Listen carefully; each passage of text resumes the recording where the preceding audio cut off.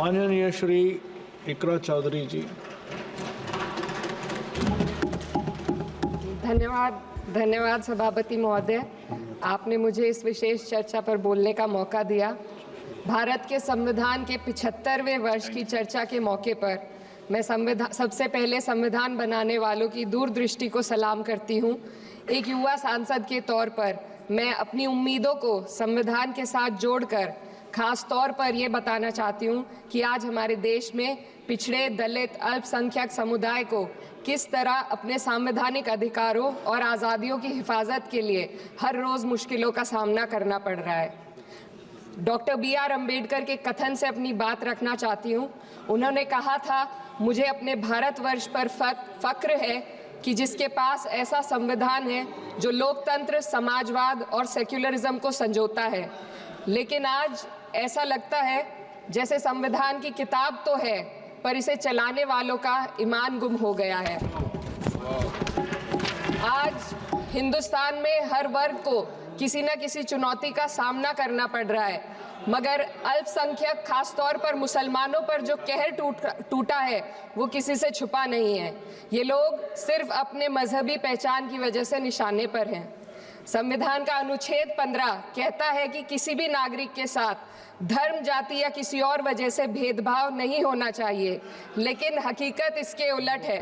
हालात इस कदर बिगड़ चुके हैं कि hate speech, mob lynching, bulldozer द्वारा घरों को गिराने की घटनाएं आम हो गई हैं। खास तौर पर उत्तर प्रदेश में, जहां ऐसा लगता है जैसे कानून के नाम पर जंगल राज चल रहा हो। संभल में जो हुआ वो सबके सामने है। पुलिस के संरक्षण में निर्दोष लोगों की हत्या की गई और सरकार ने चुप्पी साध ली। अल्पसंख्यकों पर हिंसा बढ़ती जा रही है, मगर सत्ता में बैठे लोग या तो आंखें मूंदे हुए हैं या फिर इन घटनाओं को बढ़ावा दे रहे हैं।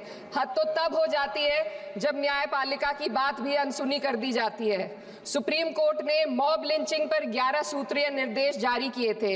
इसमें साफ कहा गया था कि राज्य सरकारें और पुलिस इस तरह की घटनाओं को रोकने और दोषियों पर सख्त कार्रवाई करने के लिए जिम्मेदार हैं, लेकिन आज भी इन निर्देशों पर अमल नहीं हो रहा है।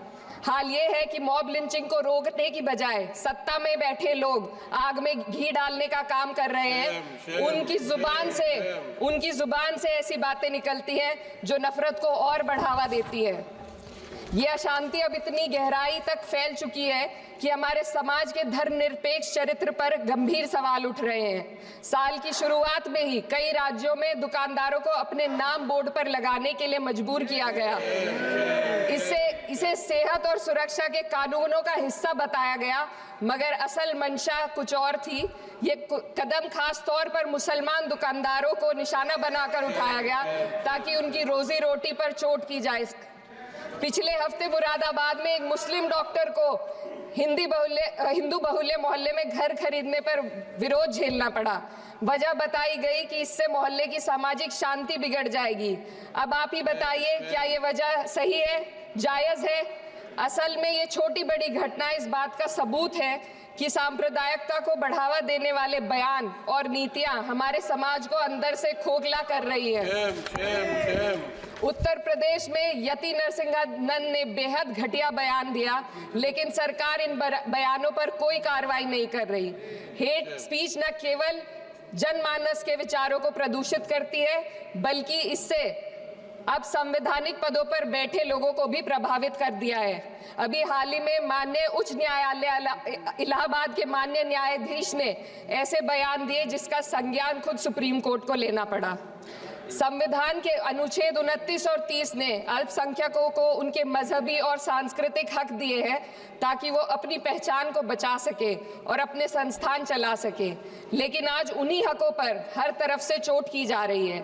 वक्फ जैसे बिल लाकर उनके धार्मिक अधिकारों को छीनने की कोशिश की जा रही है। आज अल्पसंख्यक समुदाय को संविधान द्वारा दिए गए अपने बुनियादी अधिकार पाने के लिए लंबी लड़ाई लड़नी पड़ रही है। ऐसे कई मामले अदालत ने न्याय देकर संविधान की रक्षा की है, लेकिन अदालती प्रक्रिया में जो समय लगता है उसकी वजह से देश के सामाजिक ताने बाने को भारी नुकसान उठाना पड़ता है।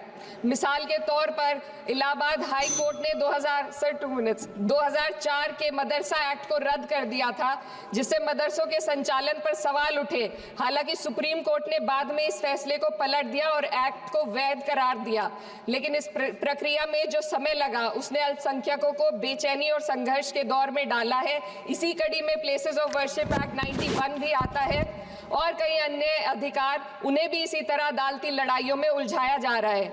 ये स्थिति न केवल अल्पसंख्यकों के अधिकारों की राह में रुकावट है, बल्कि justice delayed is justice denied जैसी कहावत को सिद्ध करती है। मैं इस सदन से दुनिया भर के अल्पसंख्यकों की आवाज उठाना चाहती हूँ, खास तौर पर हमारे पड़ोसी देश बांग्लादेश में अल्पसंख्यकों के साथ जो हो रहा है वे दिल को गहरे तक चोट पहुंचाने वाला है। उनकी जान माल की हत्या की जा रही है। बांग्लादेश हो या हिंदुस्तान हो या कोई और देश, अल्पसंख्यकों की सुरक्षा, इज्जत और अधिकारों की हिफाजत हर सरकार की सबसे पहली जिम्मेदारी होनी चाहिए। मैं इस सदन से अपने देश के अल्पसंख्यकों के साथ बांग्लादेश के पीड़ित अल्पसंख्यकों की आवाज को एक साथ उठाना चाहती हूँ। ये वक्त की पुकार है कि हम सब मिलकर ये सुनिश्चित करें कि किसी भी इंसान को उसकी पहचान या मजहब के कारण डर कर जीने पर मजबूर ना होना पड़े। जहाँ हक छीने जाते हैं वहाँ अमन खो जाता है। ये बात हर सरकार को समझनी चाहिए। अगर हम सच में अपने संविधान का सम्मान करना चाहते हैं तो हमें नफरत और भेदभाव को खत्म करना होगा। हमें ये दिखाना होगा कि ये मुल्क हर वर्ग, हर जाति, हर धर्म और हर समुदाय का है, और जब तक ऐसा नहीं होगा तब तक संविधान की आत्मा सिसकती रहेगी। सर, अपनी बात को खत्म करते हुए मैं एक शेर अर्ज करना चाहती हूँ।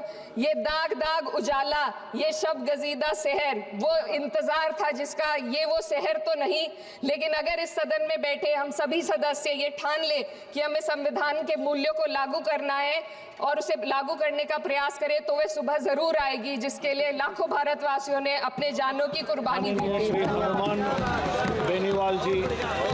हनुमान बेनीवाल जी।